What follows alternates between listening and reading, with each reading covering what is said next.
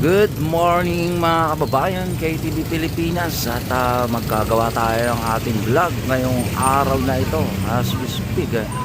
Ngayong araw ng Martes, kalagitnaan ng buwan ng July, ay nandito po tayo sa isang barangay mga kababayan sa 272. Ayan, sa Zone 25 ng Distrito 3. Ito po ang tapat ng Pinondominium sa Maynila mga kababayan, ang isa sa proyekto ng ating Mayor Isko and Council noong 2019 hanggang 2022. And shout out sa isang avid viewer natin na nag-request sa atin na pasyalan itong lugar na to mga kababayan, dahil di umano ay meron din project dito na barangay hall na kung saan ay nasa bangketa mga kababayan. Standby. Hi sa lahat ng bumubuo at miyembro ng God First Vloggers. Maraming salamat sa inyo sa patuloy niyong pagsuporta sa akin. Huwag kayong mag-alala. Ingat, God First. And tuloy po tayo mga kababayan sa ating document ngayong umaga. Yan sa barangay 7272 mga kababayan. And as per sa request, eto na po ang ating nakikita na isang barangay hall dito, no, mga kababayan ko, sa may bangketa. Tapat po yan ng Pinondominium. So alamin po natin ang kasaysayan, ang kwento ayon sa request ng isang avid follower po natin bilang Iskonian vlogger mga kababayan ko. Ayan, as per observation, wala siyang bintana and hindi po yata siya natuloy mga kababayan. Okay, and meron din doon yung luma. Good news nga pala, no, para sa mga kababayan natin dito sa Binondo. Itong Binondo 1 mga kababayan ay meron pong kasunod.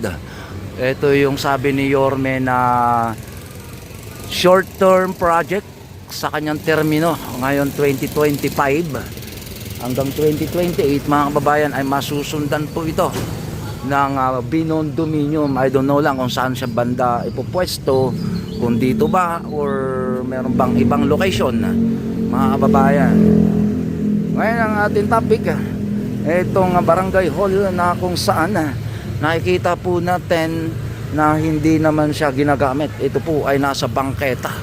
Ayan, mapapansin natin tapat ng Pinondominium mga kababayan ko. Itong bangketa na to ay natayuan ng isang establishmento na hanggang pangalawang palapag. Good morning, bossing. 59? Okay, good morning. Vlogger po ako ni shoutout sa mga 59 natin sa Binondo 1. Anong masasabi nyo? Masusundan pala to. Mas maganda. Masusundan to ng short term project ni Yorme, Binondo 2. Magiging dalawa na unit nyo dyan. Okay, so tuloy tayo mga kapatid. At ito yung sinasabi ko nga na isang up and down barangay hall. Dito yan sa 272. Ang ganda ng pagkagawa. Ayan, tanong tayo dito mga kababayan. Okay, tuloy tayo mami. At tuloy tayo dito sa ating vlog. At dito si mami. Mami, anong sa pagkakaalam mo itong building na to? Sino ang may project dito? Si si Rodriguez.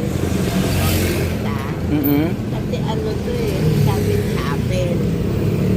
Ito, ay ang chapel, hindi dapat ilagay dito sa bangketa. Kasi alam naman po natin na ang bangketa ay para sa taong bayan, bawal ang proyekto. So ibig sabihin, illegal structure ito. Kanino po ba may project ito? Kasi ang alam ko kasi tinanggal na nga nila kay Joe Chua ang pangalan. Joel Chua dito dati meron. Mayroon dyan. Kasi may bakat pa dito ng barangay 272 Zone 25. Ayan, so ibig sabihin mami, ginigiba na ito. Gibain na yan. Gigibain na yan. Bawal na bawal nga naman talaga, no, mga kababayan. Wala na nga sila, Di ba ang barangay hall natin ngayon, since meron tayong Pinondominium 1, nasa loob yan, tama? Ano kaya yung purpose? Parang nagpakitang gilas. Ayan mga kababayan, ang pruweba, etong lumang barangay hall, ginigiba na yan, di ba? Gigibain. Kasi Alam mo ba na magkakaroon tayo ng ano, Binondominium 2? Oo. Ayun. Ay, dito ako kasi. Nandito ka na sa Binondominium 1. Hindi kami dyan ng mga taga-Delpan. Oo. So, good news, mami, no? Matanggal ito, mga kababayan. Sabi ko nga, obstruction, mais eh. Thank you, mami. Ayan. At eto, ang barangay na to ay ginigiba na. O, giba na, wala nang tao sa taas. Wala nang tao sa taas, mga kababayan ko. Ang liit naman kasi, bangketang bangketa. Hindi ko maalaman kung bakit sila nagpatayo dyan ng ganyang proyekto. Sayang ang pera ng taong bayan, no? Tax ng taong bayan, hindi naman sarili yan ng problema. And as per nga dun kay mami, mga kababayan ko, ang sabi niya ay project daw ng Joel Chua, at tinanggal na nga yung mga pangalan ng barangay hall na to. At tingnan natin yung luma dito, mga kababayan. Nandito din yung luma. Itong luma talaga, nakita natin to nung inauguration ng Binondominium 1. Pero na-transfer nga, nailipat nga sa loob ng Binondominium 1 yung kanilang barangay hall ngayon, kasabay ng kasama ng daycare. Ayan, mga kababayan, ito po kay Sir Roderick P. Bautista. Ayan. Hello Daddy, good morning. Ano po ang update dito, Daddy? Didemolish na to? I-demolish na to? Hindi ko alam eh, pero alam ko, gigibayin. Gigibayin. Oo. Uy, ay ano ba, aware ba kayo na magkakaroon tayo ng Binondominium 2? Ay, yung nasabi ni Yorme na ano na project, 'di ba? Dito sa inyo. So ito lahat, ito yung lumang barangay hall. Tama? Ano po ang kwento nung isa doon na bagong pinatayo pero ginigiba din? Sa barangay po ba kayo, Daddy? Sa barangay? Ayun o, mga kababayan. At ito yung luma, ito yung sinasabi natin. Yul Servo, Lacuna, panahon pa ni Ma'am Ani Lacuna noong 2019. Siyempre, congressman dito dati si Yul Servo Nieto. Yun na lang naging presiding officer natin ng 2022 onwards, mga kababayan ko. Ito yung luma and yung bago, nagkaroon ng bago, pero meron pa rin tayo doon sa Binondominium 1, mga kababayan. And dito din galing yung mga constituent dati na nalilipat dito sa isang building na to. And I don't know lang, tol, saan sa tingin mo ilalagay yung Binondominium 2? Dito, Binondo. Kasi magkakaroon tayo ng isa pa niyan. Yun yung nasabi ni Yorme. Nandito ka ba nung nagsalita sila Yorme dyan nung nung eleksyon? Di ba nangako siya dyan na magpapatayo ng isang Binondominium? Baka ito. Or pag nagiba itong barangay na to, pwede, no? Maluwag naman ito, mga kababayan ko. Kasi nga, ito nga, may mga nakapark na dito. Ayun! Oh, medyo malaki siya, 'di ba? Oo, pero yun private 'yon, nasa Mangga, tama? Private. Hindi na pagmamay-ari ng gobyerno 'yan. Pero kung dito, mga kababayan ko, sa likod ng barangay hall na 'to, private yata 'yan eh. 'Di ba? Mami, ano sa tingin mo, saan nilalagay yung isang Binondominium? Yung ipapatayo kasi magkakaroon tayo ng pangalawa eh. Nakaplano yan ba? Oo. Pero ang dito, ang aim kasi matanggal itong nasa gitna na to. Talagang ano yan, talagang sila naman ang tapos sa Oo nga. 'Di ba? Yan din yung pangako niya. Nandiyan ka ba noon? Nung yung nagsusorti tayo diyan sa may circle, pinangako ni Yorme na huwag kayong mag-alala. hanggang 5 Oo. hanggang 5 lang gagawin. Kasi dapat mailipat daw ito sa bagong ano. Oo. Ay, so dito sa lugar na to kung saan ano. Yan yung mga yan. Dito po lilipat ni Yorme masabi. Oo. Yun yung sabi niya, di ba? Magtatayo sa mga dyan pa nga eh. Ano pa? Hanggang dyan pa nga sabi niya. Ang sabi niya, kung mapapala rin tayo, Binondominium 1, 2, 3, 4, magdilang anghel sana tayo, mami, no?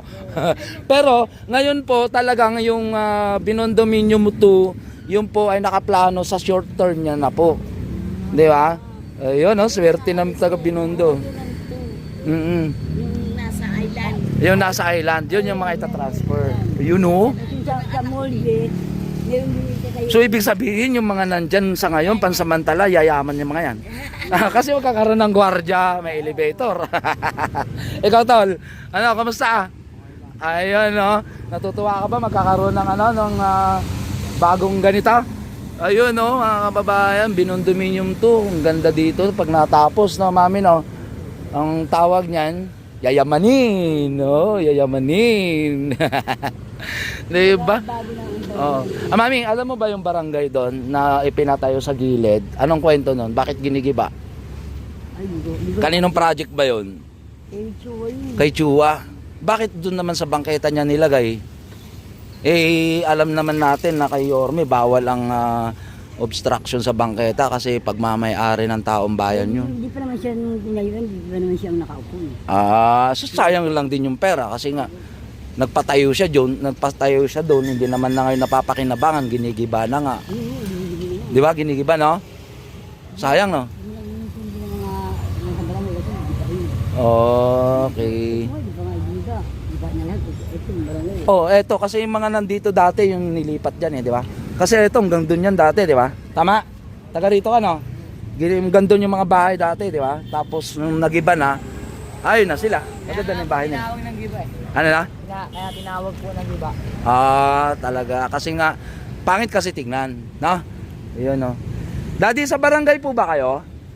Sa barangay po? Good morning, Daddy. Sige, kay TV Pilipinas po ako. Vlogger po ni Yorme. Ngayon po, magtatanong lang po ako dito kasi nga 'di ba, meron tayong ongoing project na plan ni Yorme na magkakaroon tayo ng binondominium di umano na pangalawa.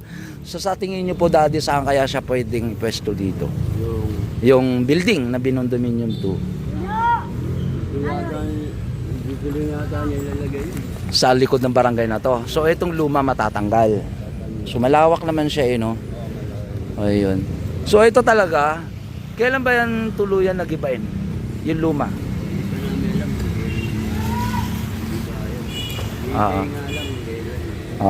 May tanong pa ako yung sa Daddy, yung nakita ko doon na puti na building na up and down sa gilid ng bangketa sa harapan ng Binondominium 1. Ano po yun?